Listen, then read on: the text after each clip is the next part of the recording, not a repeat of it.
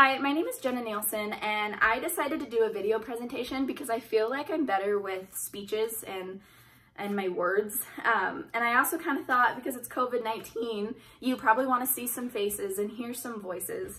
So I hope you enjoy. The documentary that I chose to do is called The Mask You Live In. I had never heard of this documentary, but I'm so glad that this is one of the options you gave us, because it is amazing. I sobbed, like bawled like a baby. It talks about really important things that need to be discussed and need to be changed. The main topic for this documentary is that masculinity is socially constructed and the negative effects that it has on the male brain, and eventually the negative effects it has on society because of that. It starts off with this old man, and he's talking about his younger self, and he goes back to a memory of him being downstairs at his grandpa's house, and his grandpa comes down because he's crying, and he tells him, "Don't cry, be a man." And I think that that is a great way to start this documentary off, because that is 100% where it starts. So then it moves on to just a bunch of different age groups of men or boys. And so it starts out from really, really young to about middle-aged. And they are just asking these kids and these teenagers and these adults, you know, why don't you share your emotions, or how do you feel about this? And these little kids, like 9 or 8, are saying, you know, if you didn't know me, you wouldn't know that I was in pain. And I kind of took a step back at that, and I was like, wow, these little boys already understand the pressure that society is putting on them. And they started to say things like, we don't cry, or we were taught to fight back, or to never back down. And these things are drilled into these minds of young, innocent boys, and they feel the need to be manly and tough and to not cry, which eventually causes a lot of mental illness and a lot of self-hatred towards themselves. So then it moves on to this guy, and his name's Tony Porter, and he's an educator, and he says that there are 3 rules that we teach boys. The first rule being that masculinity equals athleticism. So if you're not athletic, you're not a man. And I 100% believe that that is true, that these little kids from a young age are taught to play football, basketball, baseball, to have a toned body, to be tougher than the girls, to be stronger than the girls. And it's kind of forced on them. And if they're not, they don't fit in. They don't fit in into the manly group, and they kind of just feel disconnected. The second rule is masculinity equals economic success. And I think that comes in the future, that as they get to high school or college, they start to understand that they have this pressure on them of making money, being powerful, and getting respect. And without that, you're nothing. You're not a man. And that is a really tough thing to talk about, because I think that that is a really big issue, and it is something that all men suffer, you know, like they feel this pressure of making money and being able to buy their own house or have everything that they want. And if they don't, again, they're not a man. The third rule is masculinity equals sexual dominance. And with that, I think it's leaning more towards, you know, getting the girl that everybody wants, or getting the hottest girl, or, you know, even just being like, no, I'm the man, I get to do this towards women. And I think all of those rules fall into a hypermasculinity trait, and hypermasculinity is very toxic. I think that is one of the biggest issues in our society today, is the pressure that we put on men to be a man and to be masculine and to not show their feminine side. So then this documentary, it just continues on with multiple life accounts of every age, every race of men, and they talk about how sad they actually are and how they can't share their feelings because they want to fit in with their group, or they want to be seen as a man because society won't accept it any other way. So a lot of scientists were in this documentary, and a lot of them talked about how eventually they lose emotions and they lose intimacy. And that part blew my mind, because I think that, you know, like my personal experience, I know that I've had multiple talks with boyfriends and being like, tell me how you feel, show me your emotions, you know, like I want to listen, and they just don't. And it's because they've been drilled since they were born, basically, to not do that. And so eventually it's going to disappear. If you don't do it, you're never going to do it. And I think that the pressure of society is a really big thing, in that they do, you know, like men kind of have it bad, and they're not supposed to show feelings. And so one term that they talked about a lot was no homo. And all these scientists had the same thing basically to say about it, is that when kids or teenagers say no homo, they mean it in a sense of, you know, I complimented you, but I'm going to say no homo afterwards, so you don't think that I'm like attracted to you, or you don't think that I'm girly, or, you know, that I noticed that. I liked your shoes, no homo. And I think that was a crazy thing. And one scientist said it's a way of them to express their feelings without the fear of being judged afterwards. And I think that's 100% true for all cases when they say no homo. So that was pretty cool. So then the documentary started to just give statistics and the negative effects of what that does to a male brain. By age 12, 34% of boys start drinking alcohol. And by age 13, they start doing drugs. And that is a very sad statistic, that such young kids are partaking in those activities just because they feel this pressure to hide everything, and that's their only outlet, you know, because once you do drugs, it's okay for you to hug your friends and to tell them that you love them because you're just high. And I've never thought of it that way, that, you know, maybe they do turn to that in order to be able to let some feelings out and not be judged by it, or not be, you know, policed by it. So with the drug and alcohol came the talk of depression, and they brought up a really interesting fact about how depression is looked in a feminine way, meaning that when you think of depression, you think of being quiet and sleeping all day, not eating, which are things that women tend to do when they're depressed. Men, on the other hand, start to curse and start to drink and start to fight and break laws, and they express it that way. Fewer than 50% of boys admit to having mental illness, and that's super sad.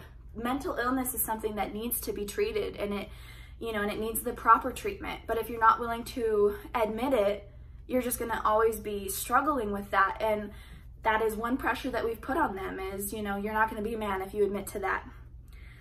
Every day, 3 or more teen boys commit suicide. 3 or more a day.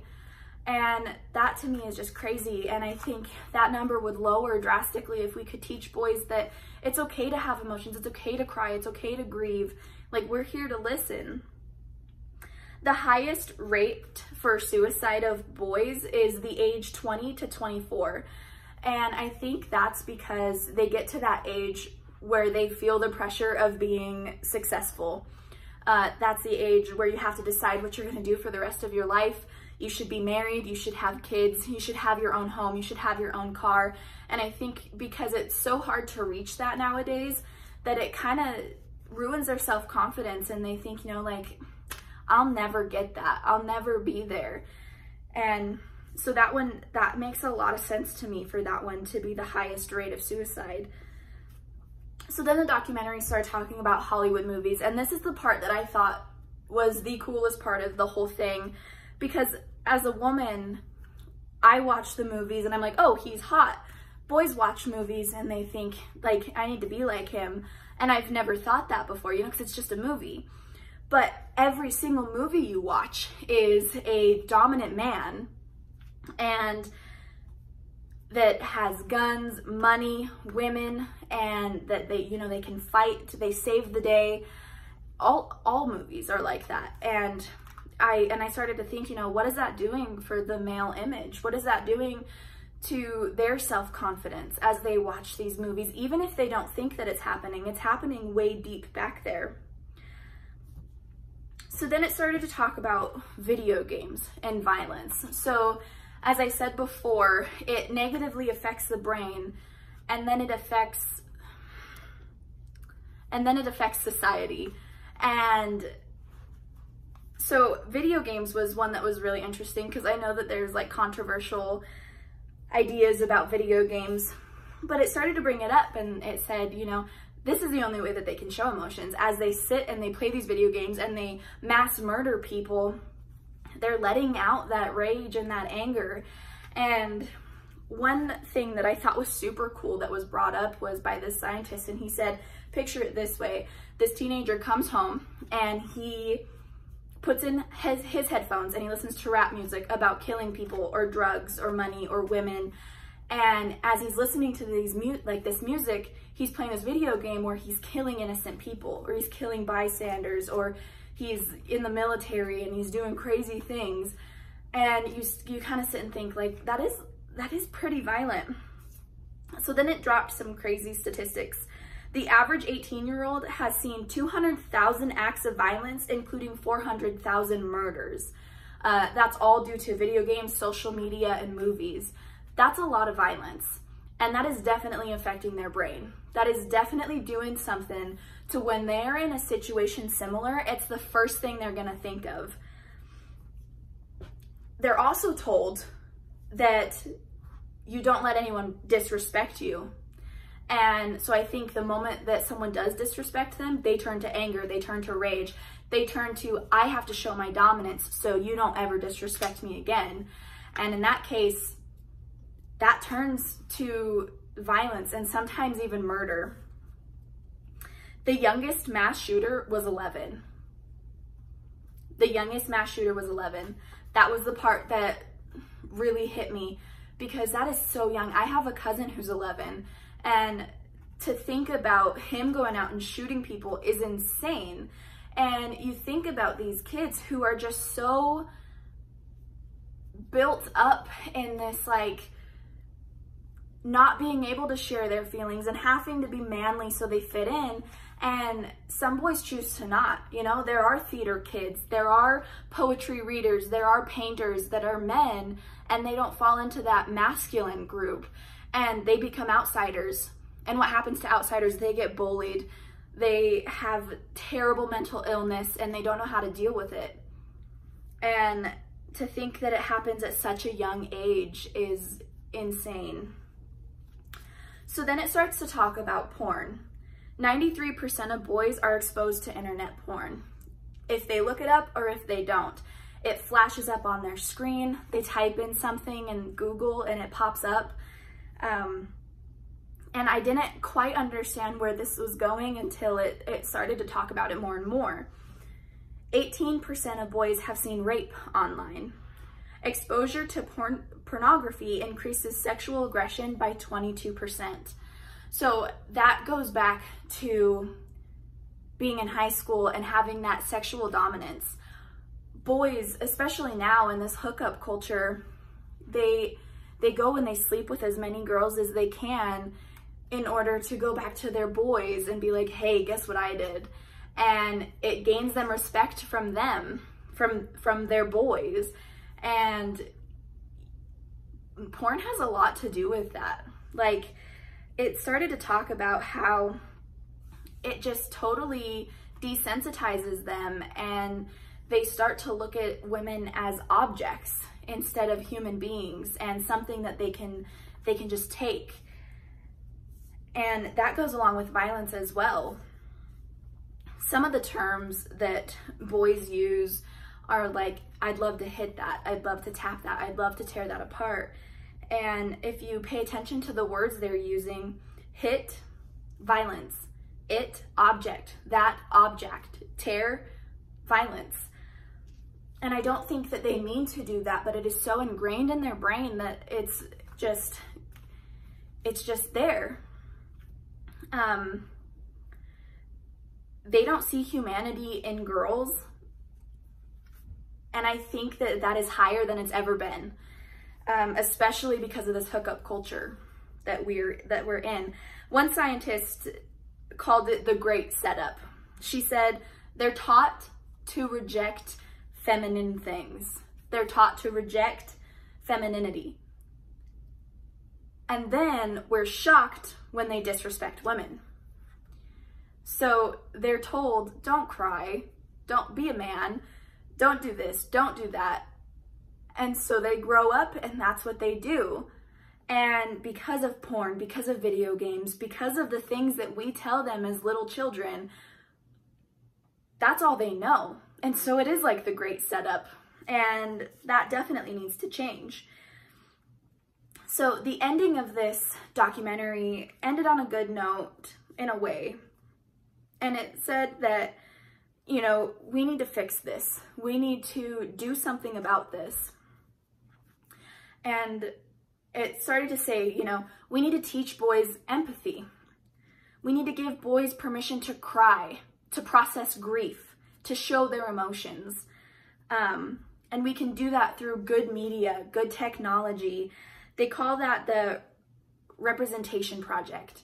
And it was super cool. And to see at the end of this documentary, these boys that were sitting in a circle and they all were sharing their feelings. And at one point, this kid, this teenage boy, shared his emotions and he broke down and cried. And this is where I sobbed, because then this other boy sitting next to him hugged him, grabbed him and hugged him. And I've never seen anything like that. You don't see that. You may see a tap on the shoulder or a, hey, it's gonna be all right, but you don't see a hug. You don't see that kind of empathy. And to see how these lives were changing just solely from the fact of being able to communicate their emotion shows that society has a lot of work to do. That we need to stop this whole, you know, if you're male, you need to do this, and if you're female, you need to do this. So for the next part of this presentation, I was told to pick two main characters from this documentary and talk about them. So I chose to do Ian and Lewis. Ian is a white male. He was probably around 20 to 30, and he lived with his grandpa, no parents. So he lived in a single parent home. He was middle class, and, you know, just some other facts about him. He seemed happy. He seemed like he was okay, but again, that was after he had figured all of this out. And his story is pretty sad. So Lewis he's a Mexican and he's male. He lived with his mother. His father got deported when he was little, back to Mexico after he was caught drunk driving. It didn't say much about his school or what social class they were in, but I did know that he lived in an area with gang members. And that as a social factor is a really big deal. That impacts lives a lot. So Ian's story is he was a cute little blonde-haired boy growing up. He had a high-pitched voice. So as he got to middle school, his hair was super long. His voice was still high-pitched, and he was in theater. He loved theater. And he started to get bullied because of those traits that he had. Two of them were out of his control. And because of gender expectations, he got bullied. And he decided once he got to high school that he wasn't going to do that anymore. And so he gave in to these gender expectations.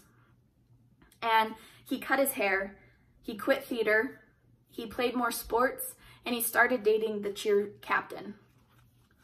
So he fell into that masculine group, and the bullying stopped. He started hanging out with the popular guys, the masculine guys, the cool guys. And his friend, his best friend, from forever, still stayed in that goofy group. And so he had a choice. He had a choice to stick up for his friend or to join the masculine group. And sadly, he chose the masculine group, and he started to bully his best friend. And as he was talking about it, he said that that is the thing that he regrets the most. And from my perspective, you look and see what society has done to us, that happens, and it is so sad just for people to fit in. So Lewis, he joined a gang at a very young age. He was hazed, and he started doing drugs and drinking a lot. He became a person he didn't want to become. And he did all of this to fit in, because where he was from, you joined gangs. You didn't go to school.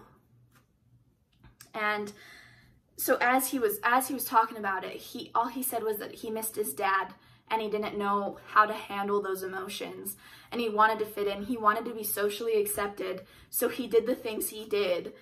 And he got to a point where he realized he was living a life that he didn't want to, and he became super, super depressed. Didn't tell anyone about it, because that's not what men do. So he became depressed, and he tried to kill himself. And that to me is just like the biggest sign that something does need to get done. The next part is for me to describe myself. I am a white female. I'm 20 years old, and I'm a Christian. I have a fantastic dad and a beautiful mom and 2 older brothers. I lived a really good life. We were middle class in Arizona. The next part is to talk about my struggles in relation to the documentary I watched. I can't because I'm not a male, and I have nothing similar really in that documentary at all. So I'm going to talk about my privileges and my opportunities that I had. I grew up in a Christian household. I never had to worry about food or clothes or where I was going to sleep. And I had a really good education. I went to a private high school, and not only did I go to this private high school, you start at kindergarten and you go with the same kids until you graduate high school. So we all grew very close as a family. Obviously there were our cliques and our, like the mean girls and the jocks. But when it came down to if one of us was hurting, we all stepped in and we all became a family. And with the small classrooms, you were able to have that one-on-one contact with your teachers, and to, the teachers could learn your name and they could actually sit down and be like, hey, I see you're struggling with this, let me help you. And to look back at it now, I didn't think it in the time, I just thought it was another high school, but looking back at it now, that is a huge privilege, and I am so glad to have had that in my life. And, the opportunity that I have to go to college and to start my life, a lot of people don't have that, and I think that that is something to be very, very thankful for.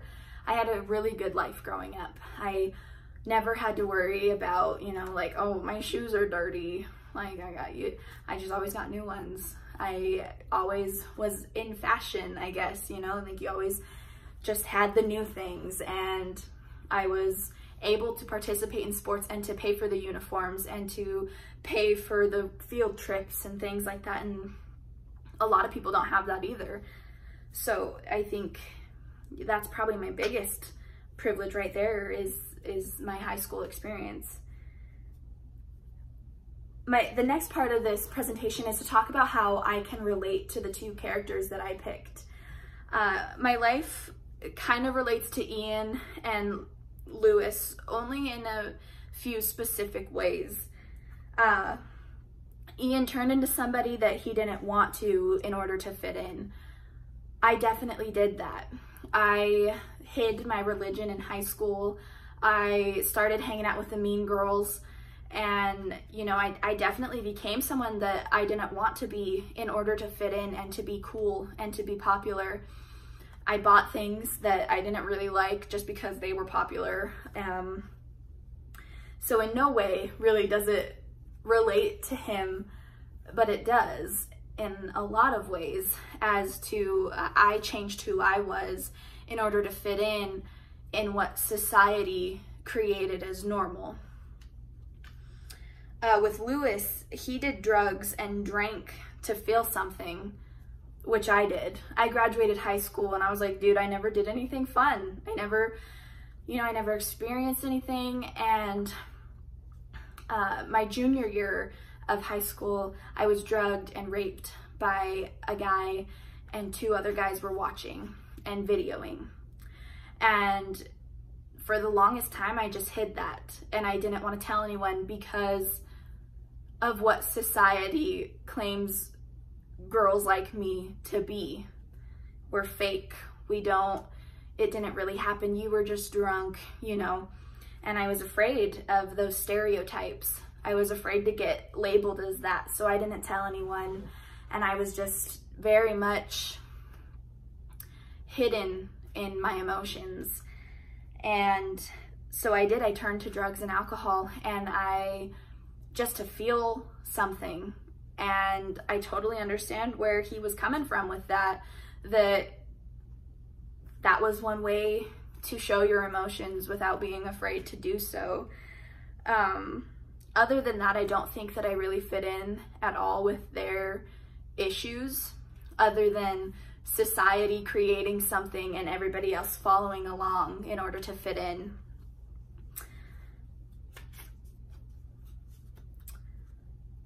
The next part is to talk about what I would have done in their situation. And honestly, when I take a step back and think about who I am and my tendencies and my flaws, I don't think I would have handled it near as good as they handled it. Ian became a man who went to college and learned to respect women and to respect his emotions and to know that it was okay for him not to fit in. And that's truly amazing. And Lewis joined this group and was able to talk about his feelings and totally became someone else. Like, he became who he was meant to be. And I think that if I was in their situation, I would struggle a lot. I wouldn't know what to do. I think that I would just continue to fit in and just push all of my emotions behind, because that's what I do. I try to fit in. I try to be the person that everybody likes, and not so much now as I'm growing into who I'm supposed to be, but you know, everybody has their flaws, and that's definitely mine. I want everybody to like me.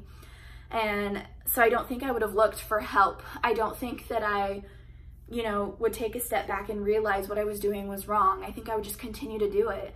And so I give major props to them they were able to flip their lives around, considering their circumstances and considering how society is.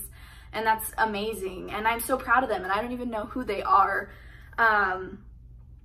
So I don't think that I would do well at all. So that is The Mask You Live In, and it's a great documentary. Thank you so much for sharing it with me. This class has been a blast, and I've learned so much from you and from the textbook and everything that it will definitely change the way that I view the world and how I view gender. So thank you so much.